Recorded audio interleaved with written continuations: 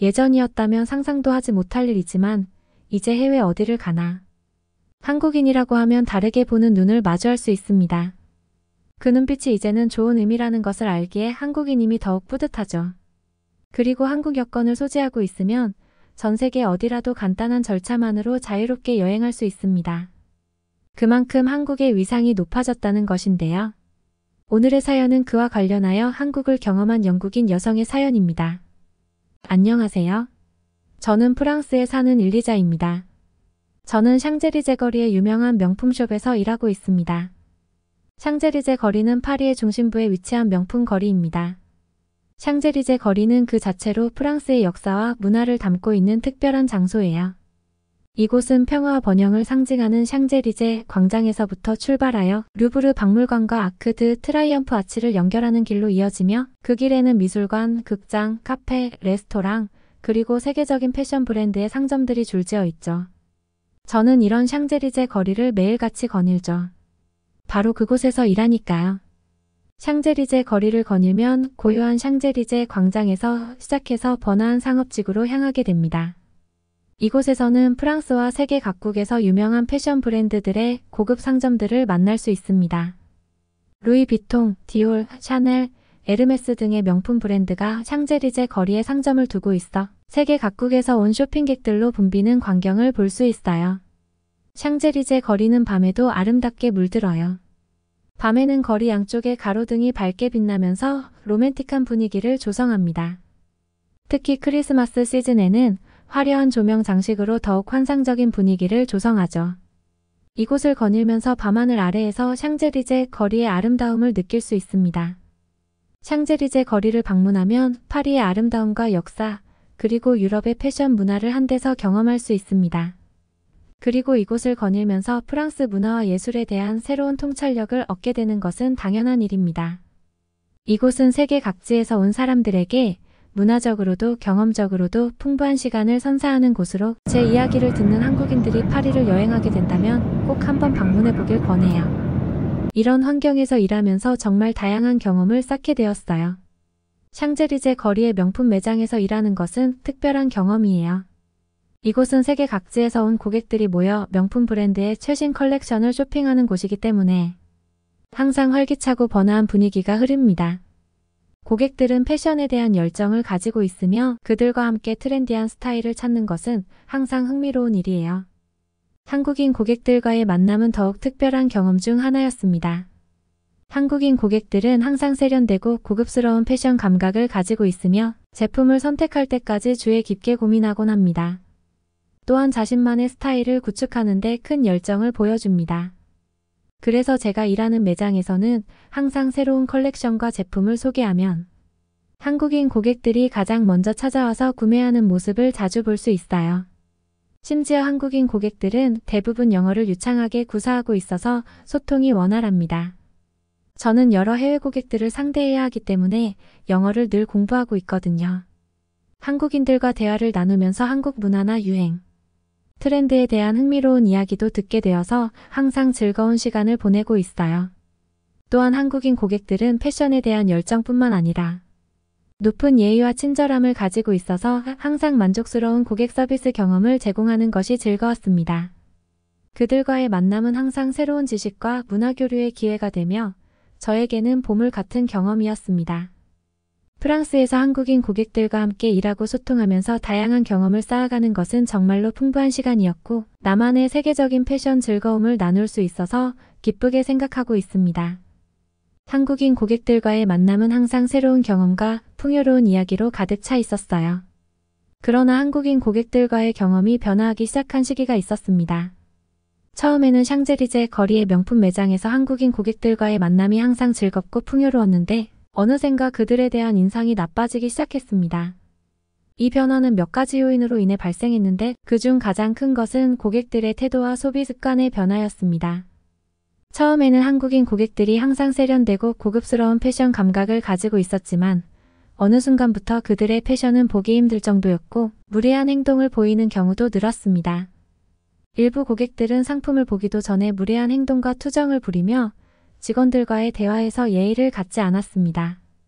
이는 매장 내 분위기를 어렵게 만들기도 했고 직원들에게 불쾌한 경험을 안겼습니다.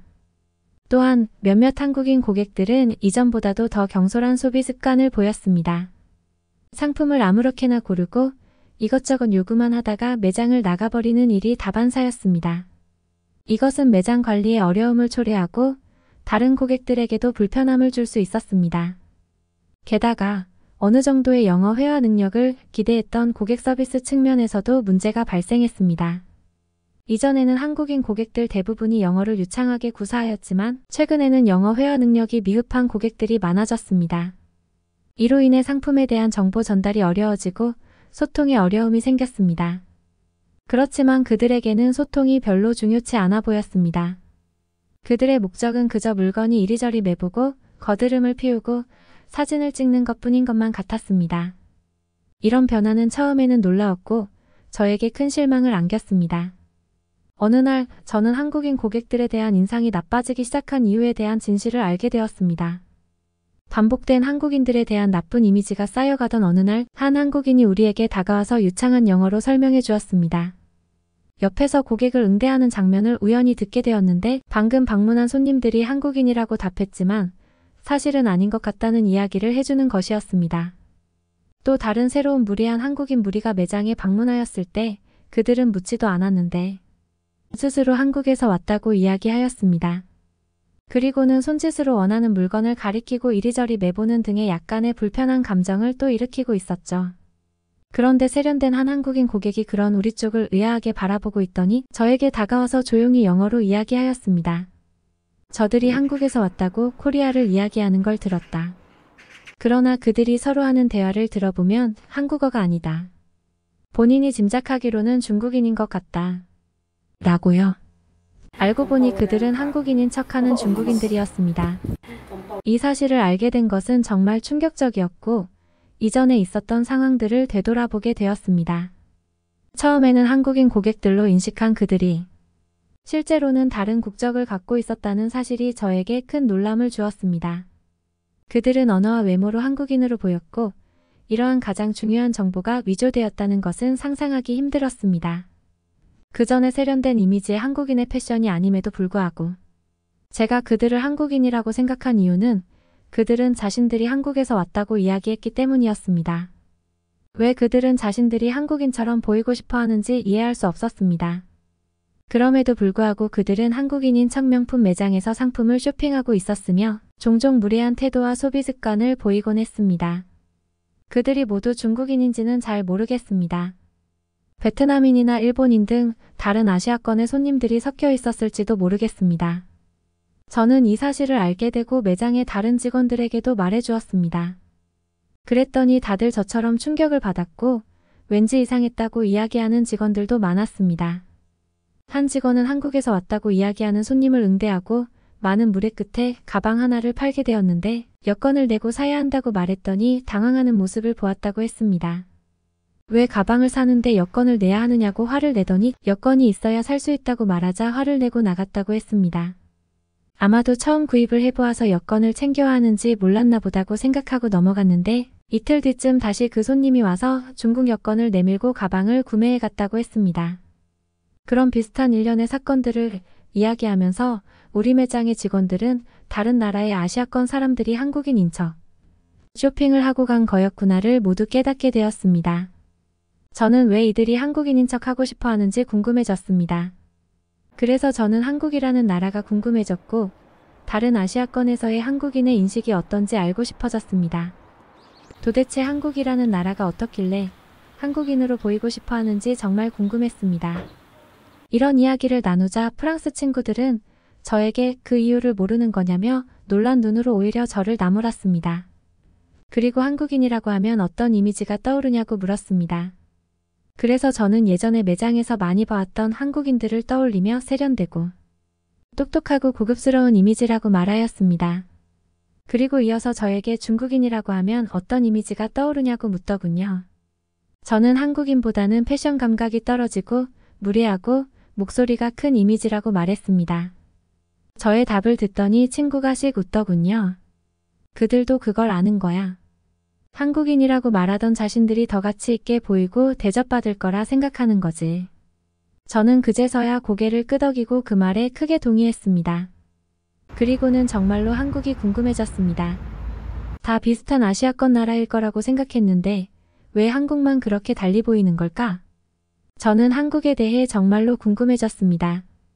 그래서 저는 친구들이 추천하는 한국 드라마와 예능을 보기 시작했어요.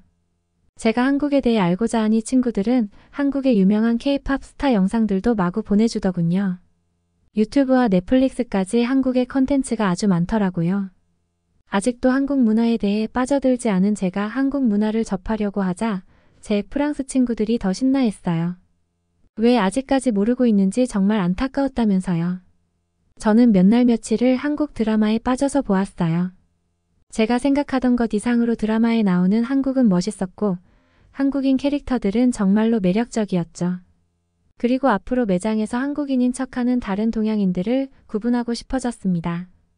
그래서 저는 한국어를 일단 배우기로 했죠. 저는 유튜브 등의 인터넷을 통해 처음에는 하루에 몇 문장씩 한국어를 외워가서 한국인 고객과 소통해 보려 했습니다. 사실 친구들과 한국인과 타 동양인에 대한 이야기를 나누면서 그들을 외모적으로 어느 정도 구분할 수 있는 기준이 생기긴 했습니다.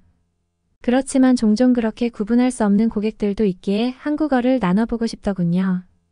그리고 바로 다음날 매장에 가서 고객 응대를 준비하고 있을 때 한 아시아 여성들이 들어왔습니다. 들어서자마자 왠지 한국인은 아닐 것 같은 느낌이 들었습니다. 그전에는 그런 구분과 의심을 하지 않고 응대하였지만 이제 구분하고자 하니 구분이 되는 듯 하더군요.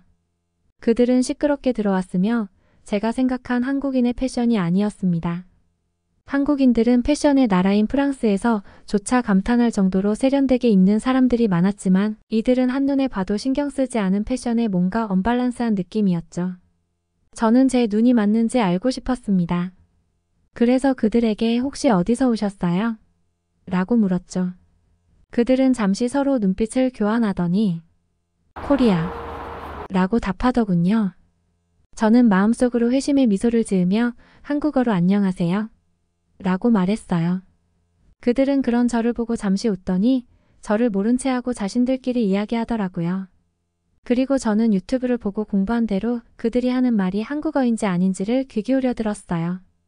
그 결과 그들은 한국어가 아닌 중국어를 말하고 있다는 것을 알았어요. 한 유튜브에서 개그맨이 한국어와 일본어 그리고 중국어의 느낌 차이를 우습게 소개하는 내용이 있는데 그 내용도 떠올랐죠. 저는 그제야 한국인에 대해 나쁘게 생각했던 과거가 부끄러워지기 시작했어요. 그리고 이어서 정말로 한국인 같은 분들이 방문을 했어요. 그들은 유창하게 영어로 자신이 원하는 종류를 이야기했고 한눈에 봐도 세련되었어요. 한국인 관광객은 굳이 구두와 수트 같은 옷을 입지 않고 후드티와 청바지 같이 편하게 입어도 세련된 느낌이 남달랐죠. 그들은 저의 응대를 고마워하고 조심스럽게 묻고 물건도 조심스레 살폈어요. 저는 한국인에 대한 저의 오해를 반성하듯 한국인 손님들에게 더 친절하게 대했습니다. 저절로 그렇게 되더군요. 그 이후로 만나는 한국인들에게는 저도 모르게 더 살뜰하게 응대하고 싶어지더라고요.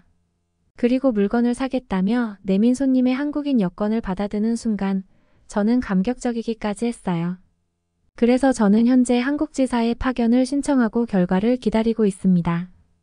진심으로 한국이 어떤 나라이고 한국인들은 어떻게 이렇게 예의 바른지 궁금해졌어요. 그리고 직접 한국으로 가서 한국을 겪고 싶어졌죠. 그리고 한국어를 배워서 한국인들과 한국어로 소통하고 싶어졌어요. 이렇게 한국에 대한 궁금증을 갖고 한국 지사 파견을 고민하는 것은 새로운 모험으로 나아가는 시작이라고 생각합니다. 한국으로 가기 위해 조사를 많이 해본 결과 한국은 아름다운 자연 경치와 독특한 문화, 풍부한 역사로 가득한 다채로운 나라인 것 같더군요. 한국을 직접 경험하고 한국인들과 소통하며 한국어를 배우는 것은 저에게 큰 의미를 갖습니다. 또한 한국인들은 일반적으로 예의 바르고 친절한 성품을 가진 사람들로 알려져 있습니다. 그들의 문화에서는 다른 사람을 존중하고 배려하는 것이 중요한 가치 중 하나입니다. 이러한 가치를 배우고 공유하면서 함께 시간을 보내는 것이 기대됩니다. 그리고 한국어를 배우고 한국인들과 한국어로 소통하고 싶어집니다. 한국어는 독특하고 아름다운 언어로 한국 문화와 역사를 더 깊이 이해하고 풍부한 경험을 쌓는 데 도움이 될 것입니다. 한국 지사 파견이 승인되어 여행을 떠날 경우 새로운 문화와 경험들이 저를 기다리고 있을 것입니다. 한국은 매력적인 나라로 여행을 통해 다양한 이야기와 기억을 만들 수 있을 것입니다. 직접 한국을 경험하며 더 많은 것을 발견하고 배우는 것을 고대합니다.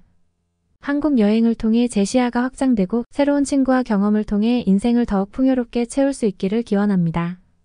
한국 생활이 저에게 주는 선물과 경험을 언제나 소중하게 간직하겠습니다. 이제 한국으로의 여정이 기다리고 있으며 새로운 모험을 향해 나아가기를 고대합니다. 저를 한국지사로 꼭 파견 보내주시길 바랍니다. 어떠셨나요? 한국에 너무도 오고 싶어하는 프랑스 여성의 사연이었습니다. 지금까지 나라 안팎 이야기를 수집하는 나이먹고였습니다. 좋아요와 구독 눌러주세요. 다음에도 좋은 사연으로 돌아오겠습니다. 감사합니다.